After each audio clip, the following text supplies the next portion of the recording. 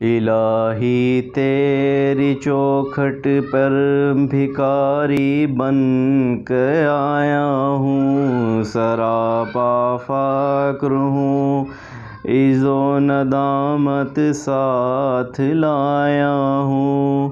بھکاری وہ کہ جس کے ہاتھ جھولی ہے نہ پیالہ ہے، بھکاری وہ جسے حرص و ہوس نے مار ڈالا ہے۔ متاع دین و دانش نفس کے ہاتھوں ہی لٹوا کر، سکون قلب کی دولت ہوس کی بھینٹ چڑھا کر، لٹا کر ساری پونجی غفلتوں عصیاں کی دلدل میں سہارا لینے آیا ہوں۔ تیرے کعبے کے آنچل میں گناہوں کی لپٹ سے کائنات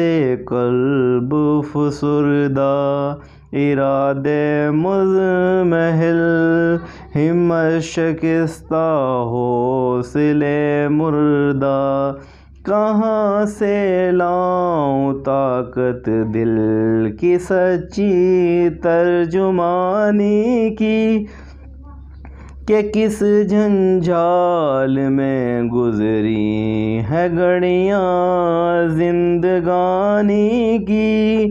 خلاصہ یہ کہ بس جل بھن کے اپنی روح سیاہی سے، سراپا فقر بن کر اپنی حالت کی تباہی سے، تیرے دربار میں لایا ہوں اپنی اب زبوں حالی۔